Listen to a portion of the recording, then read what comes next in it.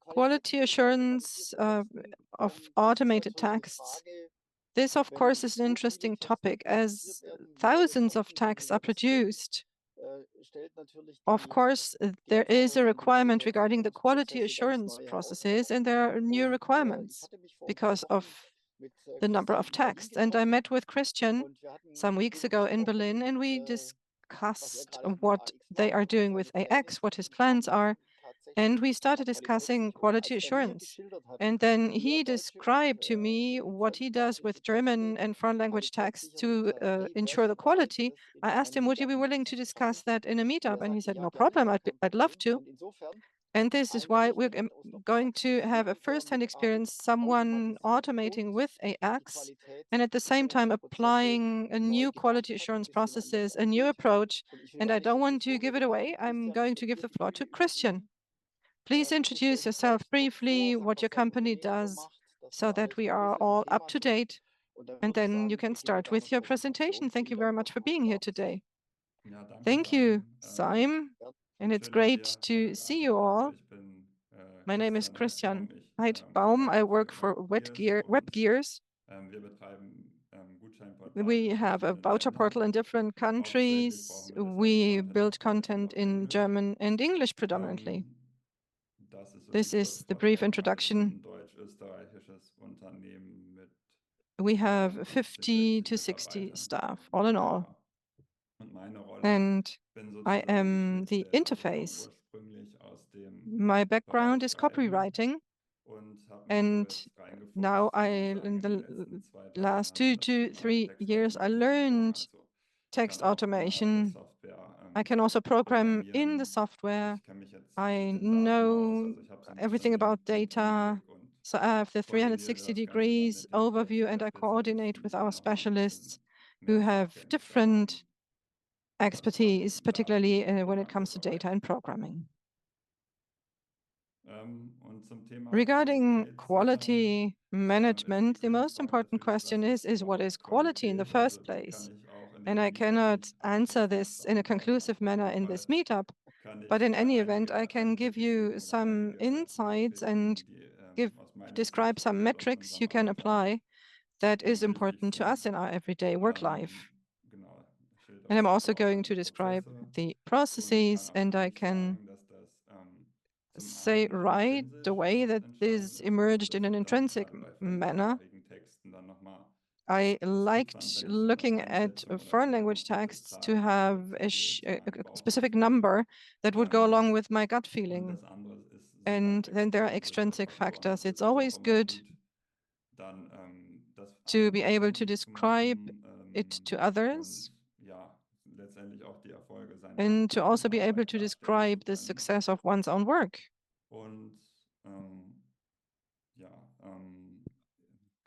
I also wanted to say very briefly that I'm going to share some examples. They are not taken from our specific texts, but I created them with ChatGPT, but they are similar to what we do, but for the sake of transparency, I just wanted to say that at the outset. So let's start. Christian, apologies. This has to do with confidentiality, of course, right? This is why we can't take any real examples, but you used ChatGPT to produce some cases, right? Yes. Because the texts can't be good. They were done with ChatGPT. Well, if you secure the quality, well. Okay, so just to explain what you were just saying. This is the first example. This is a specific example right away. This was about texts in English, and there is Grammarly. It's a tool you can use to write, but why not use it for quality management at the same time? It double checks grammar, spelling, punctuation, and style. And there is a free of charge version you can use, and this can lead you quite a long way ahead. And even if you have the premium version, it's not that expensive. If you write lots of emails in English, it's really worth the investment. I'm going to speak about that more in a moment. This is what my quality yardstick was.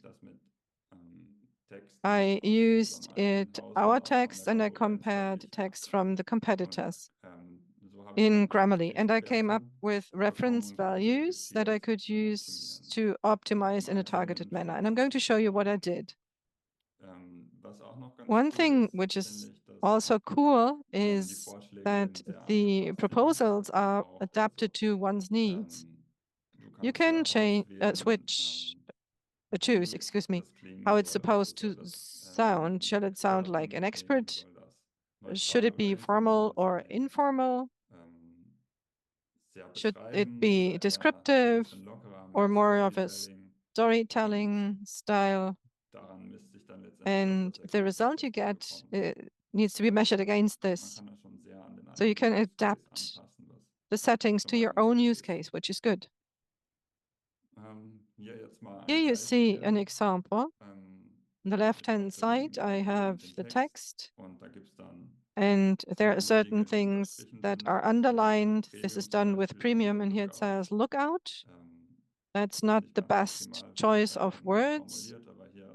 But in light blue, for instance, I highlighted it. Here it says what really makes it stand out, and I see in clarity that one word is unnecessary. This is just one example. And at the top, I also see the overall score, 91 out of 100. And the more of the suggestions I accept, here in total I have 10 suggestions, the more I accept and implement, the higher the score.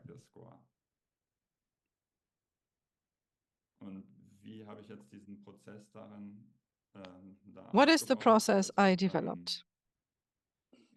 First of all, I want to know what a good score is. Does it have to be 100, or is a lower value also acceptable? How good are the texts that I have at the beginning? Maybe I'm also talking about manual text the automated needs to compare against and compete with, so to speak. Or I can also take competitors' text. So the first question is, what do I want to achieve? And then I always came up with a random sample. This is what happens at AX Semantics. I don't want to correct all the texts that I get in an automated manner, but it's enough to take a sample. And I said 50 out of 1,000, that's the number of texts I wanted to edit. Sometimes less is enough, but if you want to do it in a comprehensive manner, this is more or less the benchmark.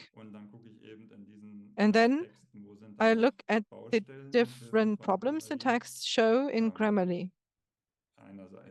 I look at whether it's correct, the style, are there unnecessary words, how can you formulate it in a more specific manner?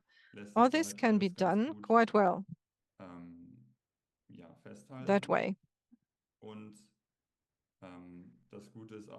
And taking the 50 texts, oftentimes there are repetitive matters.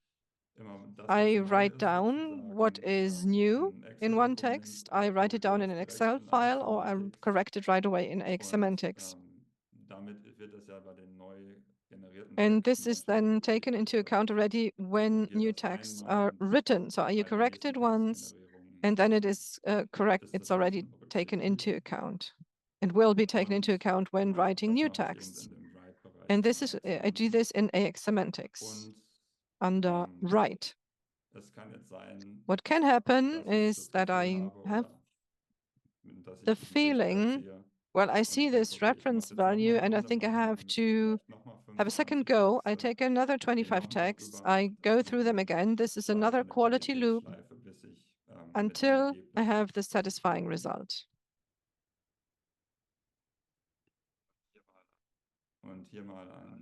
Here you see some numbers. This was a test we did with some English texts. And the texts hadn't been updated in quite a while. This is why the score was 86 on average. And the texts I drew up, I created with AX semantics, they reached 97. That's quite a leap. And what I also realized is that it's much more reliable these days. There are no longer the downwards outliers. The score isn't very low anymore in an extreme case. Even if it's comparably low, the score is still good. This is an advantage. And this is also a kind of quality assurance to have reliable results for the text. And the medium score means, just to explain it to you, I always take the mean value. Let's say if we have a new text, and if it's, for instance, the text somewhere in the middle, 4 texts with a lower value and 4 with a higher value. So the one I'm talking about is just in the middle. That is what I mean by mean value. Christian, very briefly, the score of 86, these were the handwritten texts, right? The text written by a copywriter. Is that what we are talking about? Yes. And then you reached 97 with AX. So this means that you went through 1 or 2 quality loops and reached this value. That wasn't the final value right away. Right. What I would like to know is this benchmark with the competition you carried out. The colleagues from the competition, what were the results? Do you remember the score? No, I don't remember anymore. Okay.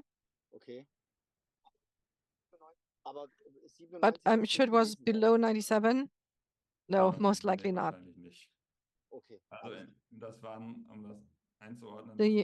I was very happy with the result of 97, just to give you an idea. I'm going to give you some examples where I also took into account the competitors. Okay, sorry for interrupting. No, it was a good question, but in this case, I just don't remember it. Okay, no problem. Variance is something that's always very important, particularly if you have 1,000 texts. It's very important to have some results in the end that don't sound too much alike. And this is also the art of copywriting with AX semantics. To have diverse results. And this can also be measured. For instance, with copy leaks, this is what I use. This is a software which comes at an expense, $9 per month, more or less. And there are other tools you can use to compare two texts, but here you can enter 10 texts and compare them right away and in how far they are similar. And then you get an assessment and evaluation. There are parts that are identical, for instance. There are parts that have been changed only slightly. It's the same word, but it's used differently, or it's been paraphrased. So similar significance. And this tool recognizes all this. And here I took 17% as the reference value. This was the competition. And then I took before and after. And 100% means that there is no variance. They are identical. 0% means a high variance. Many different words that were used.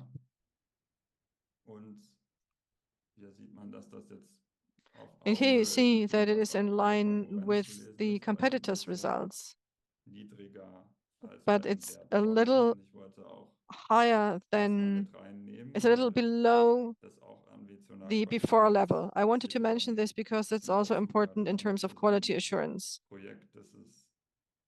Sometimes it can be a little tricky to identify the variance and to reach it. And if you look at the next page, you see the question, is it worthwhile optimizing further, or am I happy with the result? Because it's a good result, which wasn't as high as before, but it can stand up against the competition.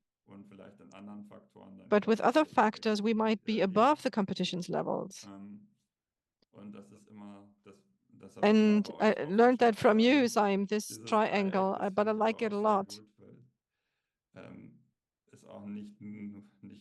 It's not only about perfection. At the end of the day, it's also about having a quality in the right proportion regarding time and budget. High quality in line with time and budget. And this is like juggling, I'd say. Yes, absolutely, Saim says. And then there's another point, and that is readability.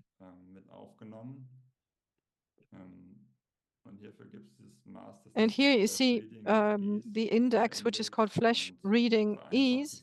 And this index measures the number of syllables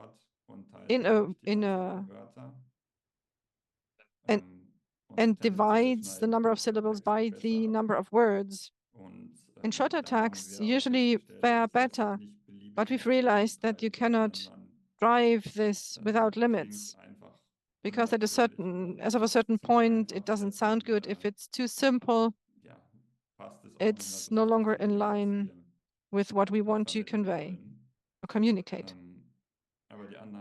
But the assumption is the more understandable a text, the longer the users stay on that website and the more engaged they are. And you can measure this. You can Google it quite easily. And you also see some reference values that in this case, the source is Wikipedia. And they give you quite a good orientation.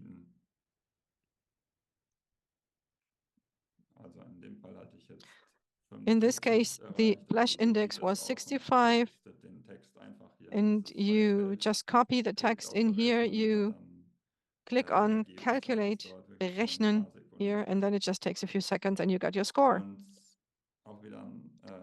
Let me give you some concrete numbers.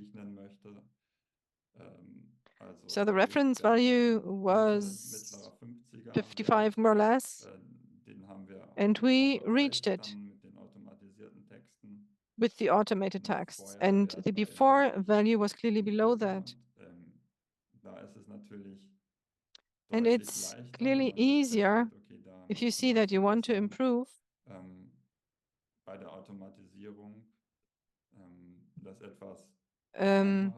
It's easier to just rephrase it in the automated text a bit instead of writing it all anew. This has an advantage, definitely. And what I realized here is the same as at the beginning, that the lowest value was 45, and before it went down to 30, there were some outliers, and that's difficult to understand, the text, I mean. And here the lowest value was 45, so that was a positive result too. This means that thanks to the automation, you were able to narrow down the improvement corridor, so there are more good texts in the good corridor. Yes. What I'd like to know is, you speak about the reference value. You mentioned that before too. How did you come up with that reference value? Who told you which value to take, or how did you come up with the 54 here, for instance? Well, I took some texts and I showed you how I entered them into the tool manually, and they entered the results in Excel. And then 10 texts might be enough. Or you take 20 if you want to be more precise. But it doesn't take long. And it's a good orientation. Yes, definitely. I mean, you need to start somewhere, of course. I just wanted to specify a little bit how you came up with that value of 54. Thank you. Yes, well, I mentioned this, but you can also tell when writing if it's easy to improve it more or if it's a struggle. And this is something I also took into account. Do I want to optimize further or can I accept this value? And last but not least, there is the European Championship. The Euro 2024 is ongoing, and at the end of the day, what counts is the result, thinking about the Brits, for instance. Well, this is why we also look at the performance, of course.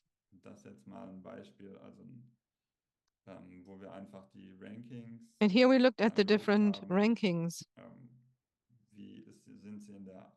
Are they in Group A, where we automated?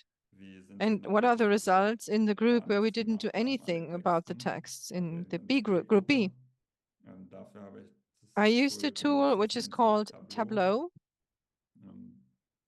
and I linked it to the SEO data we have anyway. And you can then depict it in a box plot. Maybe I need to explain. This line here is again the mean value. And the individual dots all represent a week each. How did the ranking change as compared to the previous week? And here you see that it increased or decreased. This is what you can interpret from this box plot. You see 6 or 7 weeks all in all. And we come up with the mean value, the average. And on the one hand, you've got the average, and on the other hand, you've got the outliers upwards and downwards. You can also see if it changed as compared to the previous year or the previous phase in question. This was quite neutral, and that's not a bad result. Because automated texts can usually be produced faster and at a lower cost. So this has been my presentation I prepared for you. Thank you so much, Christian. Let's have a look. Who has questions to Christian? Thank you very much for this nice presentation and for revealing the way in which you proceed to us, because that's something we can't take for granted. I mean, that you reveal so much. Are there any questions from the audience? What drives you? What are you interested in? Do you use other tools to ensure the quality? That's what I would also like to know, Christian says. What I find exciting is copy leaks, which usually serves the purpose of finding stolen texts. But you used it for a different purpose. You used it to analyze your own text for stolen content, and if the variance is high enough and if it corresponds to the reference values you want to achieve. That's cool. The flash index, I was hesitant for a moment because I remember some years ago when we tried the flash index out for quality management for texts of our customers, blah, blah, blah, dot was a sentence to give you the full score for short texts, a few syllables, and just blah, and the result was perfect. And that gave you the highest score in the flash index. But I think if you don't want to interpret it in an abusive manner, or if you don't want to cheat the product, I mean, the way in which you used it, I think it was very useful. That was a great idea. And Grammarly, of course, that's a great tool. I didn't know that you can test 10 texts at the same time. No, in Grammarly, I did one after the other. Oh no, in CopyLeak it was CopyLeaks it was 10. Yes, I didn't know that this was possible, but not in the case of Grammarly. Okay, any questions from the audience? No questions. Okay, is there something I missed? No, I don't see any questions coming. So, okay, so it seems it's been exhaustive and all the questions have been answered. I would like to know one thing, Simon, if I may. At the outset, you said that quality, the question is, what is quality? I mean, we cannot give an answer to that in the meetup, but the tools you use, you trusted that this gives you a quality indicator. And at the end, you confirmed it when you spoke about performance. So you measured the quality and then you said at the end, the result is what matters. And this is also an indicator of quality at the end of the day. And you confirmed it. Am I right, or can't we say it that way? Yes, that was nicely said. It summarized it quite nicely, yes. Okay, good. And thumbs up. I mean, you did everything right if the results are good. And what I like is to put it into perspective with the budget. It doesn't make sense to invest another 5 hours to have one score higher or 5% of improvement, because the quality is good enough to raise your performance. So how much expense will it be at the end, and how much is the potential outcome? And how many other tasks do I need to get to? So I have to strike a balance between the work I invest and the potential result. And this was also communicated very well, that this is a point of discussion that is really important. Ja, genau. Also das, da kann man auch sagen, Yes. Bei der Projektplanung kann man I das, always so mache ich das, plane ich das dann immer factor schon it in the den project planning Schritt phase, this weiter. correction Das loop, heißt, dann weiß this man editing vorher loop. auch schon ungefähr, So I wie viel know Zeit man sich from the dafür get-go how nehmen much möchte. time I want to Und dann invest. siehst du, okay, ich habe jetzt And then diese I see, Zeit okay, I eingeplant und factored in eigentlich this bin ich amount schon of time drüber. and I've Natürlich exceeded kann es already. sein, dass es einfach Well, inhaltlich sometimes it's necessary. möglich ist, war jetzt bei mir In gar this nicht so case, it der Fall, wasn't, but aber sometimes it might be. ja, da hast du eben schon einen And then Ausgleich you can letztendlich. already compare the time invested with the actual time needed. You measured the performance through SEO, right? SEO cannot be converted into money. That's very difficult. Have you ever tried to calculate a monetary equivalent of the benefit you got from your work in euros or revenue, or you name it, commission? Also auf der Ebene habe ich eigentlich immer No, I always looked at the costs per word or per text that is needed. And of course, automation is always beneficial. But increasing revenue, that's what I found very difficult to determine. I couldn't come up with a good result. Yes, I accept. I just hope for you coming up with a very simple way of calculating 28 bucks. And then everybody would be enthused and like to hear that. This is why I'm asking. So there was a question coming in the chat. Do you have an ideal workflow for German-speaking texts, similar to Grammarly? Because Grammarly is English. Is there something similar for German? No, unfortunately not.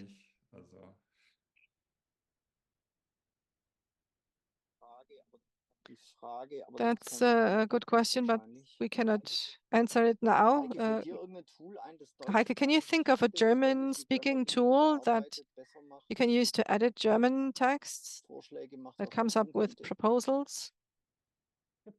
Is the web readability index still existing? No, it's no longer existing. You're right, because that would have been perfect. The WL as it is in German, the readability index. Someone says just ChatGPT. I also thought about that, but they don't give you a score system. They just edit the texts. I would not trust ChatGPT for this, because the results, I wouldn't trust them.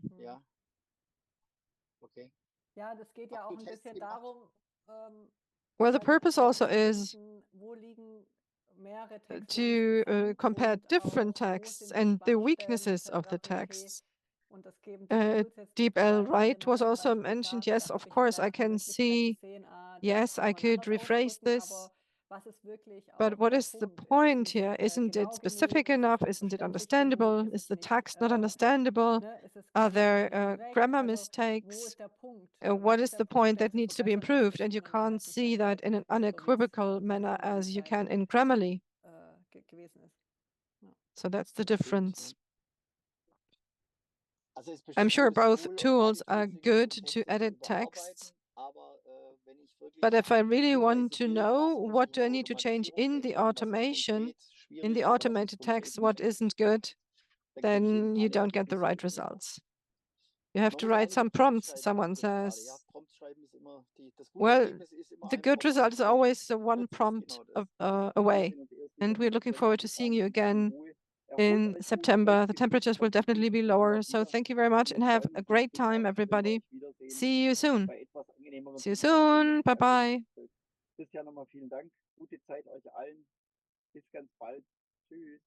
Bis bald. Tschüss. Tschüss.